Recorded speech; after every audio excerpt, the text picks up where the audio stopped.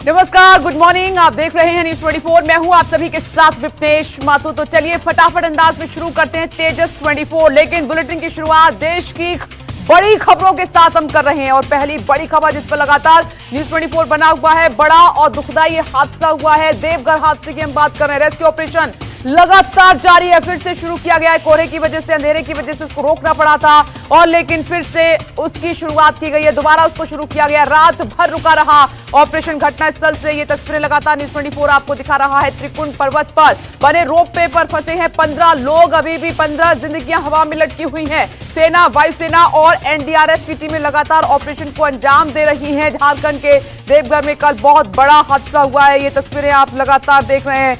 और उधर मुख्यमंत्री ने जांच के आदेश दिए हैं। प्रधानमंत्री नरेंद्र मोदी ने जो जिंदगियां अब नहीं बची हैं उनके लिए दुख जताया है और साथ ही रेस्क्यू ऑपरेशन में तेजी लाने की बात भी की है। झारखंड के देवघर में त्रिकूट पहाड़ के रोपवे पर हुए हादसे में अब तक 14 जिंदगियां फंसी हुई हैं। अभी तक 14 से 15 जिंदगियां फंसी हुई हैं।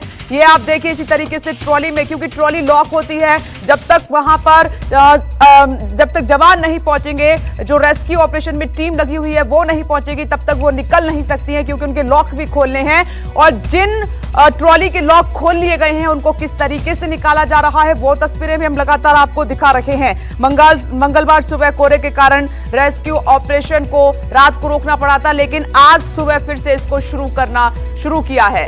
अंधेरे की वजह से देर रात तक ये रुका रहा, लेकिन हर एक जिंदगी पर एक एक सेकंड भारी है इस वक्त। और अमिताभ इस वक्त हमारे साथ फिर से मौजूद है। अमिताभ ओझा लगातार नजर बनाए हुए हैं। अमिताभ, क्या अपडेट है?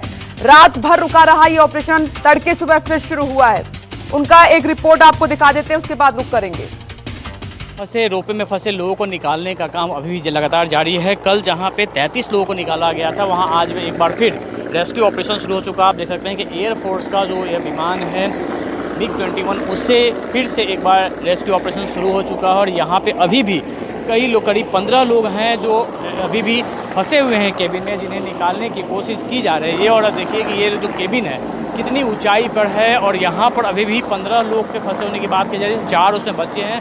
एनडीआरएफ की टीम, आईटीबीपी और एयरफोर्स, तीनों का कंबाइंड ये ऑपरेशन चल रहा है। और यहाँ पे देखिए किस तरीके से इंडियन एयरफोर्स के जो हेलीकॉप्टर हैं उनके माध्यम से जो अधिकारी हैं, जो कमांडो हैं, वो लगातार यहाँ ऑपरेशन कर रहे हैं। यहाँ पे जो लोग फंसे हुए, क्योंकि काफ़ी ऊंचाई थी, कल रात हो गई थी, जिस वजह से ऑपरेशन को बंद करना पड़ा था। और आज एक बार फिर उस ऑपरेशन को चालू किया गया है और यहाँ से लोगों को सुरक्षित निकालने की कोशिश की जा रही है। चुका है वहीं अब इसमें 3 लोगों की मौत जाने जा चुकी हैं। कैमरामैन सनी के साथ अमिताभ ओझा, देवघर न्यूज़ 24।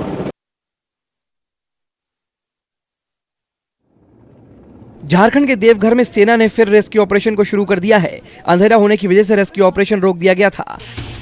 अभी 3 ट्रॉली में 15 लोग फंसे हैं, जिन्हें निकालने के लिए सेना का रेस्क्यू ऑपरेशन जारी है। ट्रॉली में फंसे लोगों को ड्रोन की मदद से खाने पीने का सामान पहुंचाया जा रहा है। कल 32 लोगों का सेना के हेलीकॉप्टर की मदद से रेस्क्यू किया गया था। त्रिकुट रोपवे हादसे में उनकी मौत हो गई थी। वहीं झारखंड सरकार ने त्रिकुट रोपवे हादसे की जांच के आदेश दे दिए हैं। एक और बड़ी खबर का रुख कर लेते हैं। इसी हादसे से जुड़ी हुई है। झारखंड के देवघर में सेना ने फिर से रेस्क्यू ऑपरेशन को अंजाम देना शुरू कर दिया है। अंधेरा होने की वजह से रेस्क्यू ऑपरेशन को रोक दिया गया था और अभी भी 3 ट्रॉली में 15 लोग फंसे हुए, जिनको निकालने की जद्दोजहद लगातार जारी है। जिन्हें निकालने के लिए सेना का ऑपरेशन जारी है। ट्रॉली में फंसे लोगों को ड्रोन की मदद से खाने पीने का सामान भी पहुंचाया जा रहा है, क्योंकि इसके अलावा और कोई जरिया बचता नहीं है। कल 32 लोगों का सेना के हेलीकॉप्टर की मदद से रेस्क्यू किया गया था, उनको बचाया गया था। त्रिकुट रोपवे हादसे में 2 लोगों की मौत की भी खबर है। और वहीं झारखंड सरकार ने त्रिकुट रोपवे हादसे में जांच के आदेश भी दे दिए हैं। ये देखिए तस्वीरें लगातार हम आपको दिखा रहे हैं। हादसे में एक महिला, बच्चे और शख्स की मौत हो गई है। 3 लोगों की बच्चे समेत जान जा चुकी है। रोपवे में अभी भी 15 जिंदगियां फंसी हुई हैं, जो कि अधर में लटकी हुई हैं, हवा में लटकी हुई हैं। लेकिन क्योंकि गहरी खाई है, बड़े बड़े पहाड़ हैं और दूसरी तरफ मौसम की भी मार है, देवघर में ये हालात बने हुए हैं। घटनास्थल की तस्वीरें लगातार हम आपको दिखा रहे हैं, क्योंकि 50 से ज्यादा जिस वक्त ये हादसा हुआ वहां पर पर्यटक फंसे हुए थे। अमिताभ ओझा की एक और रिपोर्ट आपको दिखाते हैं। त्रिकुट पर्वत के लगभग बीचों बीच की ऊंचाई पर, और यहाँ देखिए कि इंडियन एयरफोर्स का जो हेलीकॉप्टर है किस तरीके से रेस्क्यू कर रहा है। ऊपर के जो करीब 5 केबिन हैं, जिनमें लोग हैं, करीब 15 लोग हैं, वो फंसे हुए हैं। रविवार की शाम से वो लोग फंसे हुए हैं, जिन्हें रेस्क्यू नहीं किया जा सका था। बाकी के जो आप जो केबिन देख रहे हैं, जो जहाँ तहाँ फंसे हुए, लेकिन ऊपर के जो केबिन हैं जहाँ पे लोग फंसे हुए वहाँ इंडियन एयरफोर्स की जो टीम है वो लगातार रेस्क्यू कर रही है। और देखिए किस तरीके से वहाँ पे जो लोग फंसे हुए हैं उन्हें पहले रस्सी के माध्यम से पहले वहाँ गेट खोला जा रहा है, चूँकि हमने आपको दिखाया किस तरीके से जो केबिन के गेट होते हैं वो बाहर से लॉक होते हैं, अंदर से उन्हें नहीं खोला जा सकता है। यही वजह है कि कमांडो पहले रस्सी के सहारे नीचे उतर रहे हैं और उसके बाद उन केबिन को खोल रहे हैं और उसके बाद रस्सी के सहारे, जबकि उसके नीचे हम अगर हम देखें आपको बता दें कि नीचे में एनडीआरएफ की जो टीम है वो पूरी तरीके से जाल लेके बैठी हुई है, खड़ी है और वो वहाँ पे रेस्क्यू जो लोग को किया जा रहा है उन्हें वहाँ पे उन्हें उतारने का काम कर रही है। ये देखिए यहाँ पर जो तस्वीरें हैं आप सब सीधे देख सकते हैं किस तरीके से रेस्क्यू का काम किया जा रहा है यहाँ पे। कैमरामैन सनी के साथ अमिताभ ओझा, देवघर न्यूज़ 24। ये बहुत बड़ा हादसा है। इस पर एक और खबर ये है कि देवघर हादसे में ट्रॉलियों में एक ही परिवार के 7 लोग फंसे हुए हैं। बताया ये जा रहा है कि अभी ऊपर 3 ट्रॉली फंसी हुई है, जिसमें से 2 ट्रॉली में देवघर के राम मंदिर रोड मोहल्ले के एक परिवार के 7 लोग सवार हैं और ये लोग ट्रॉली नंबर 6 और 7 में है। ट्रॉली नंबर 6 और 7 में सवार हैं, उनकी सांसें अटकी हुई हैं। अभिषेक नंदन भी दूसरी ट्रॉली में फंसे हुए हैं। इनमें छठी लाल शाह, उनकी पत्नी शोभा देवी, पुत्र अमित कुमार, पुत्र वधू खुशबू कुमारी, जया कुमारी, 3 साल का वीर और 10 साल का कर्तव्य भी शामिल है। ये परिवार के 7 लोग हैं जिसमें बच्चे भी हैं। परिवार के नाम हमने आपको बताए हैं। ट्रॉली नंबर 6 और 7 में फंसे हुए हैं और रेस्क्यू ऑपरेशन को और तेज कर दिया गया है। हेलीकॉप्टर लगातार उड़ान भर रहे हैं इस पहाड़ी एरिया में और उन ट्रॉली तक पहुंचने की पूरी कोशिश की जा रही है कि जल्द से जल्द उनको बचाया जाए। देवघर हादसे में अभी जो खबर आई है, एक परिवार के 7 लोग फंसे हुए हैं और 3 ट्रॉलियां ऐसी हैं जो अभी भी रोपवे पर फंसी हुई हैं और उन लोगों को निकालने की लगातार कोशिशें की जा रही हैं। लेकिन दूसरी तरफ आसान नहीं है। लगातार न्यूज़ 24 आपको बता रहा है कि आसान नहीं है इस रेस्क्यू ऑपरेशन को अंजाम देना। देखिए किस तरीके से बेहद सावधानीपूर्ण तरीके से लोगों को वहां से निकाला जा रहा है, क्योंकि एक शख्स की जान इसलिए भी चली गई थी रेस्क्यू ऑपरेशन के दौरान जब बेल्ट कमर से बांधी गई थी तो वो बेल्ट जो थी वो टूट गई। इसकी वजह से गहरी खाई में वो शख्स गिरा जिससे चलते मौत हो गई। तब से और ज्यादा जो रेस्क्यू ऑपरेशन में टीम जुटी हुई है वो सावधानीपूर्ण तरीके से रेस्क्यू को अंजाम दे रही है। एक और रिपोर्ट आपको दिखाते हैं, देखिए।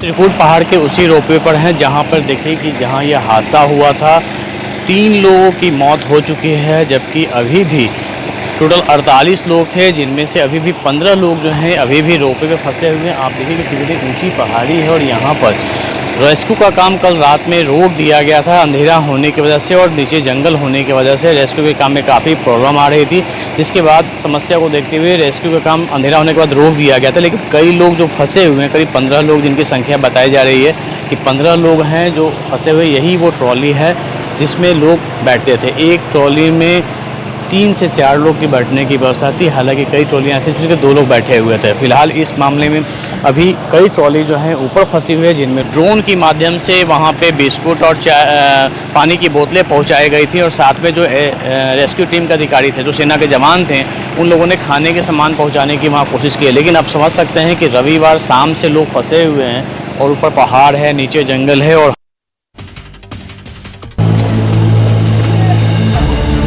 एशिया की सबसे बड़ी रोपवे की ट्रॉली का रोलर टूटने से 48 जिंदगी हवा में लटक गई।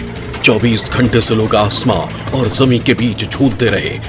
12 ट्रॉली में सवार 48 लोगों ने स्याह रात तिल तिल करके काटी। सुबह हुई तो अटकी सांस को थोड़ी राहत मिली और जिंदगी बचाने का मिशन शुरू हुआ।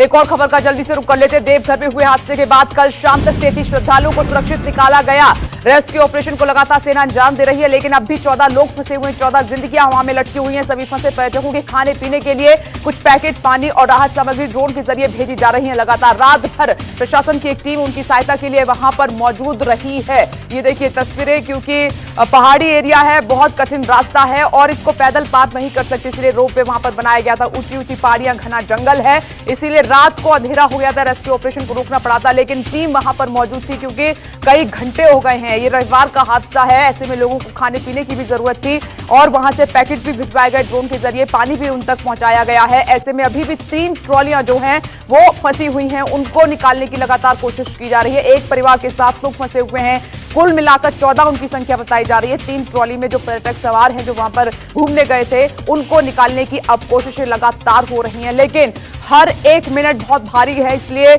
लगातार तीनों टीमें सेना की वहां पर जुटी हुई हैं कि जल्द से जल्द उन तक पहुंचा जाए और लोगों को सुरक्षित बाहर निकाला जाए।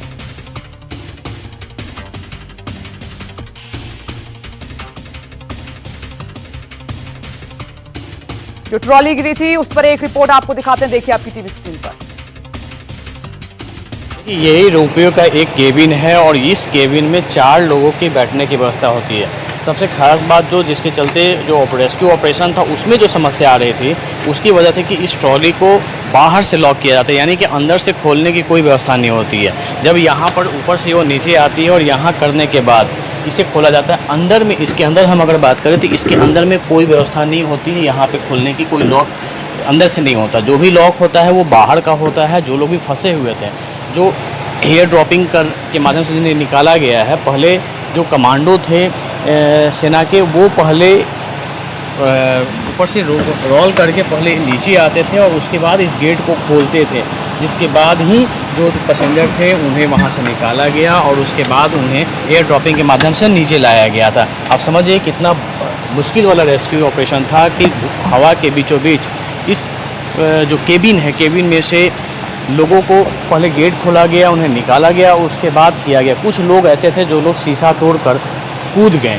पहाड़ों पर छूट गए हैं, जिनमें उनके चोटें आई हैं। और यहाँ पर ये सिस्टम देखिए यहाँ पे लगा हुआ था और बताया जा रहा है कि सबसे पहली जो ट्रॉली जो गिरी थी, जो वायर टूटने के बाद, वो यहाँ से कुछ दूर पे है, यानी कि उसकी जो ऊंचाई ज़्यादा नहीं थी, लेकिन बावजूद इसके जो उसमें जो लोग थे उन्हें चोटें आई थी। इसके बाद धीरे धीरे जितनी भी जो ट्रॉलियाँ थी, चूँकि वायर संपर्क लाइन जब कट गई, उसके बाद जितनी भी ट्रॉलियाँ थी वो जहाँ की तहाँ अटक गई और लोग दहशत में आ गए। और जिसका नतीजा निकला कि लोग जो हैं वो दहशत में कूदने लगे। देखिए कि जो वायर जो टूटा है वो वायर आपको दिखा रहे हैं एक्सक्लूसिव न्यूज़ 24 पे कि यही वो वायर है जिस वायर के सहारे ट्रॉलियाँ जाती हैं। यानी कि यहाँ से राउंड लगा के जब ट्रॉली जाती है तो इसी वायर के सहारे जाती है, लेकिन यह वायर टूट गई और टूटने का नतीजा ये निकला कि सबसे पहले जो ट्रॉलियाँ थी यहाँ से ही गिरनी शुरू हो गई। 3 ट्रॉली जो थी वो नीचे गिरी, बाकी जो ट्रॉली थी वो ऊपर में ही जहाँ की तहाँ वो अटक गई है, जिसकी वजह से जो लोग थे, जो नीचे वाले लोग थे वो तो कूद गए, लेकिन जो ऊपर के लोग थे वो जहाँ के तहाँ फंसे रह गए। और उसी में एक महिला भी थी जिनके गिरने से मौत हो गई थी। क्या नाम सनी के साथ अमिताभ ओझा, देवघर न्यूज़ 24। आखिर 1000 फीट से ज्यादा की ऊंचाई पर फंसे लोगों को कैसे जमीन पर लाया गया? फिर सेना के हेलीकॉप्टर की मदद मांगी गई। MI-17 हेलीकॉप्टर पहुंचा, लेकिन रोपवे की कैबिन ट्रॉली से लोगों को कैसे निकाले, इस पर घंटों लग गए। हेलीकॉप्टर के पंख का रोपवे से टकराने का डर था। इसी तरह सेना का एक जवान रोपवे के बीचों बीच फंसी ट्रॉली में रस्सियों की मदद से घुसा। शाम होते होते लोगों को बचाने में कामयाबी मिली। एक और खबर का जल्दी से रुख कर लेते हैं। देवघर में रविवार शाम 4 बजे हादसा तब हुआ था जब पहाड़ पर बने मंदिर की तरफ एक साथ 26 ट्रॉलियां रवाना की गईं और इससे तारों पर अचानक लोड बढ़ा और रोलर टूट गया। 3 ट्रॉलियां पहाड़ से टकरा गईं और इससे 2 ट्रॉलियां नीचे गिर गईं। उसी वक्त ये बड़ा हादसा हो गया और इनमें सवार 12 लोग जख्मी हो गए और 2 लोगों की मौत हो गई थी। उधर बाकी ट्रॉलियां आपस में टकराकर वहीं रुक गई थी। रोपवे पर उस रस्सी पर जिस पर ये चलती हैं अभी भी कुछ ट्रॉलियां फंसी हुई हैं, जिसमें अभी भी 14 श्रद्धालु अटके हुए हैं, उनकी जान अटकी हुई है। इनमें छोटे बच्चे और महिलाएं भी शामिल हैं। ये भी जानकारी मिल रही है कि सेना, वायुसेना और एनडीआरएफ की टीमें तो लगी हुई हैं, लेकिन रोपवे बनाने वाले जो विशेषज्ञों की टीम है वो भी पहुंची हुई है चेक करने के लिए आखिर कहां पर गलती हुई, हादसे में चूक कैसे हुई है। अगर ये लापरवाही है, अगर ठीक से मरम्मत नहीं हुई, क्योंकि वक्त वक्त पर इनकी मरम्मत भी की जाती है, तो फिर एक जांच कमेटी का गठन भी होगा। और सीएम सोरेन ने इस बात की पूरी तस्दीक की है कि जांच के आदेश दे दिए गए हैं।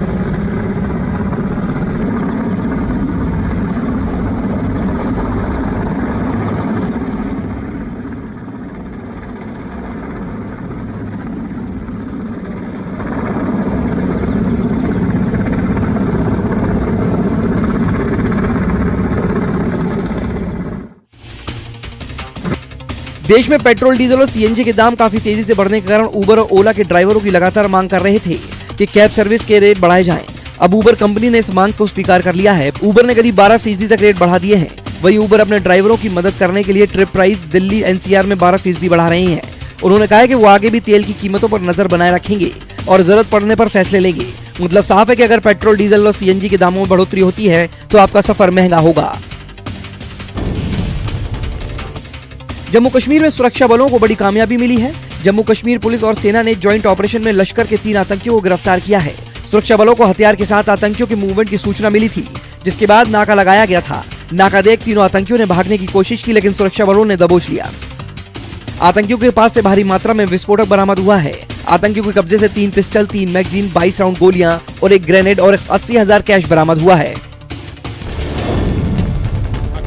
गुजरात के साबरकांठा के हिम्मतनगर में रामनवमी के मौके पर शोभा यात्रा के दौरान जमकर पत्थरबाजी हुई थी। उपद्रवियों ने जमकर तोड़फोड़ की थी, गाड़ियों को आग के हवाले कर दिया था। अभी तक 30 से ज्यादा लोगों को पुलिस हिरासत में ले लिया है। उनके खिलाफ पूरी इन्वेस्टिगेशन चल रही है और पुलिस पेट्रोलिंग, पुलिस बंदोबस्त, 1000 से ज़्यादा पुलिस अभी हिम्मतनगर में तैनात है और फिलहाल एकदम शांति का माहौल है। पीएम मोदी आज सुबह 11 बजे वीडियो कॉन्फ्रेंसिंग के जरिए गुजरात के अदलज में श्री अन्नपूर्ण धाम ट्रस्ट के छात्रावास और शिक्षा परिषद का उद्घाटन करेंगे। पीएम मोदी जन सहायक ट्रस्ट के हीरामणि आरोग्य धाम का भूमि पूजन भी करेंगे। हॉस्टल और शिक्षा परिसर में 600 छात्रों के ठहरने और रहने के साथ 150 कमरे होंगे, जहां जीपीएससी और यूपीएससी परीक्षाओं के लिए एक प्रशिक्षण केंद्र, एक ई-लाइब्रेरी, सम्मेलन कक्ष, खेल कक्ष, टीवी कक्ष और प्राथमिक स्वास्थ्य सुविधाओं सहित अन्य सुविधाएं होंगी। तेलंगाना के मुख्यमंत्री चंद्रशेखर राव ने केंद्र की नरेंद्र मोदी सरकार को किसानों के मुद्दे पर खुली चुनौती दी है और कहा कि जल्द से जल्द नई कृषि नीति लाओ वरना हम सत्ता से हटा देंगे। तेलंगाना कहता है कि किसान भीख नहीं मांग रहे बल्कि हक मांग रहे हैं। 24 घंटे हम इंतजार करेंगे कि आपसे कोई आदेश आएगा। 24 घंटे के बाद हम फैसला लेंगे, क्या करना है हमें मालूम है। पश्चिम बंगाल की 2 सीटों और महाराष्ट्र, बिहार, छत्तीसगढ़ की एक सीट पर आज उपचुनाव है। बंगाल की आसनसोल लोकसभा सीट और बालीगंज विधानसभा सीट पर वोटिंग है।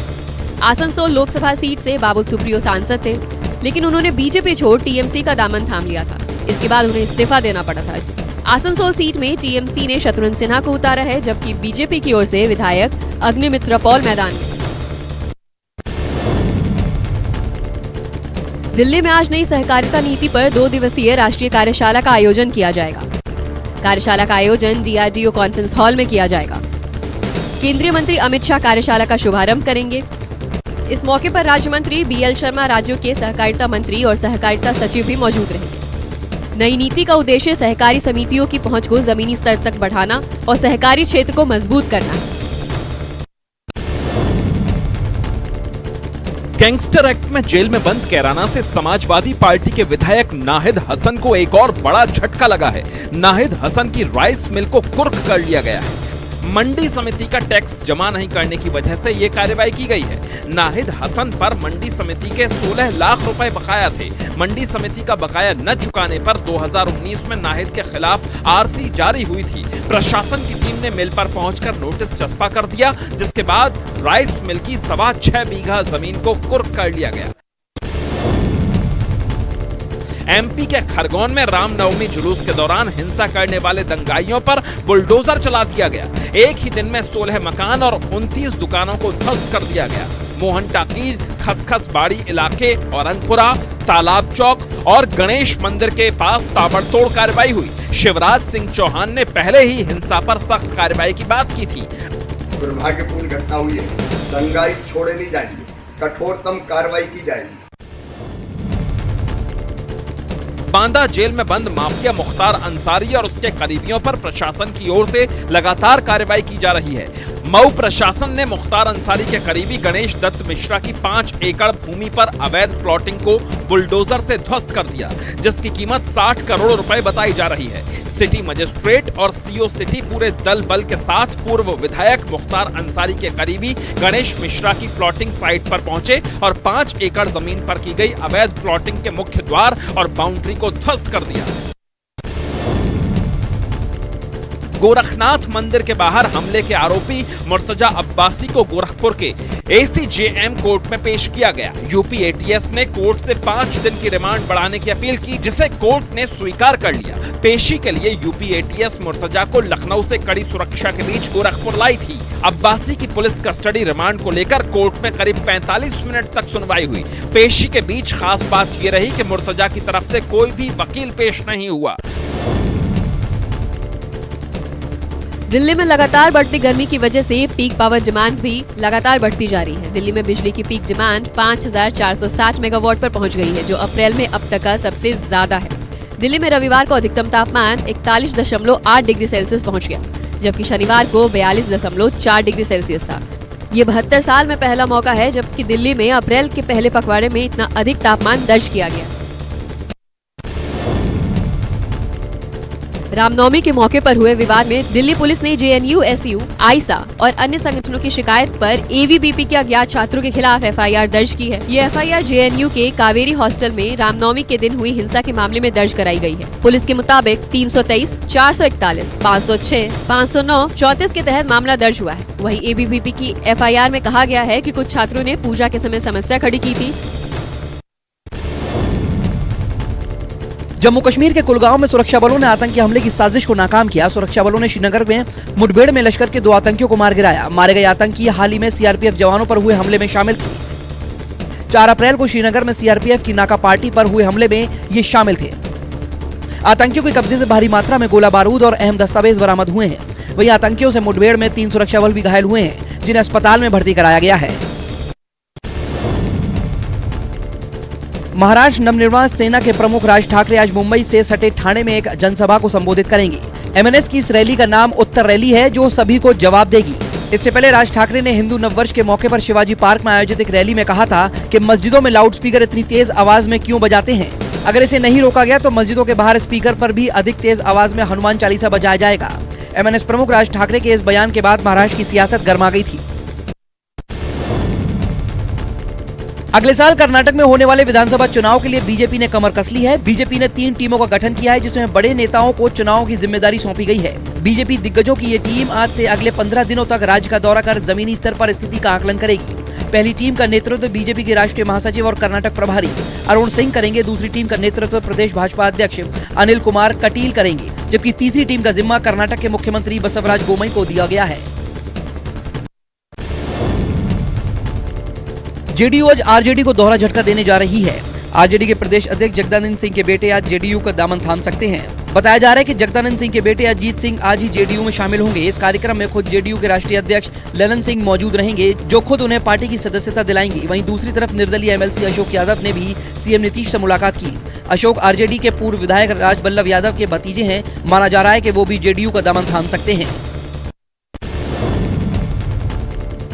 पंजाब के मुख्यमंत्री भगवंत मान CM बनने के बाद पहली बार गृह मंत्री अमित शाह से मिलने के लिए दिल्ली आ रहे हैं। दोनों नेताओं की मुलाकात आज होगी। इससे पहले मान प्रधानमंत्री से मिले थे, लेकिन उस वक्त गृह मंत्री से मुलाकात नहीं हो पाई थी। भगवंत मान और अमित शाह के बीच पंजाब की सुरक्षा के मुद्दे पर भी बात हो सकती है। इससे पहले मुख्यमंत्री मान जब PM मोदी से मिले थे, तब उन्होंने पंजाब की खराब वित्तीय हालत का जिक्र करते हुए राज्य के लिए 2 साल तक 50,000 करोड़ की आर्थिक पैकेज की मांग की थी। AIMIM के नेता और असदुद्दीन ओवैसी के छोटे भाई अकबरुद्दीन ओवैसी पर हेट स्पीच के मामले में आज फैसला आ सकता है। तेलंगाना से विधायक अकबरुद्दीन ने निर्मल टाउन में हेट स्पीच दी थी, जिसके बाद सुनवाई चल रही थी। इस मामले पर आज कोर्ट सजा का ऐलान कर सकता है। अकबरुद्दीन का विवादों से पुराना नाता है। हैदराबाद से विधायक ओवैसी कई बार भड़काऊ भाषण दे चुके हैं, जिसे लेकर विरोधी दलों के नेता कई बार उन्हें निशाने पे ले चुके हैं। दिल्ली के निजी स्कूलों में फीस बढ़ोतरी का मुद्दा तूल पकड़ता जा रहा है। बीजेपी ने इसे मुद्दा बना लिया है। इस मामले पर आज दिल्ली बीजेपी के कार्यकर्ता सड़कों पर उतरेंगे। दिल्ली बीजेपी के अध्यक्ष आदेश गुप्ता भी मथुरा रोड पर मौजूद DPS स्कूल पर प्रदर्शन करेंगे। आपको बता दें कि 2 साल बाद अप्रैल में सभी स्कूल पूरी तरह से खुल गए। कई स्कूलों ने बकाया फीस के लिए बच्चों के परिवार पर दबाव बनाना भी शुरू कर दिया है, तो नए साल के लिए फीस में भी इजाफा किया है। खरगोन में हुई हिंसा के बाद MP सरकार दंगाइयों के खिलाफ कड़ा रुख कर रही है। गृह मंत्री नरोत्तम मिश्रा ने कहा कि जिन लोगों ने पत्थरबाजी की है, उनके घर पत्थरों में तब्दील कर दिए जाएंगे। मध्य प्रदेश में हम ये होने नहीं देंगे, किसी भी कीमत में नहीं होता है। मध्य प्रदेश के अंदर जिस घर से पत्थर आए उस घर को पत्थर के मलबे में ही बदल देंगे, लेकिन मध्य प्रदेश में शांति भंग नहीं होने देंगे। हो गया ना, लेकिन नहीं होने देंगे। उन्हीं 77 लोग गिरफ्तार हो गए। बिहार के मुजफ्फरपुर का एक वीडियो वायरल हो रहा है जिसमें कुछ लोग मस्जिद के गेट पर केसरिया झंडा लहरा रहे हैं। वीडियो मुजफ्फरपुर के मोहम्मदपुर गांव का बताया जा रहा है। घटना रामनवमी के दिन की है जब हिंदू संगठनों ने रैली निकाली थी। रैली जब मस्जिद के सामने पहुंची तो कुछ असामाजिक तत्वों ने मस्जिद पर चढ़कर केसरिया झंडा लहरा दिया। इस घटना के बाद पूरे इलाके में तनाव की स्थिति बनी हुई है। गाँव में पुलिस की तैनाती की जा चुकी है। पुलिस इस घटना में शामिल असामाजिक लोगों की तलाश कर रही है। बुलंदशहर में मामूली विवाद को लेकर जमकर मारपीट हुई। घटना खुर्जा कोतवाली के रोडवेज अड्डे की बताई जा रही है, जहां सामान ढोने वाली गाड़ी की बाइक से टक्कर हो गई, जिसके बाद दोनों पक्ष आमने सामने आ गए और सड़क पर ही दर्जनों लोग आपस में भिड़ गए। कुछ लोगों ने बीच बचाव की कोशिश भी की, लेकिन कोई फायदा नहीं हुआ। आखिरकार किसी तरह से मामला शांत हुआ। मारपीट में कई लोग घायल हुए हैं। वहीं इस पूरी घटना का वीडियो सोशल मीडिया पर वायरल हो रहा है। पुलिस मामले की जाँच कर रही है।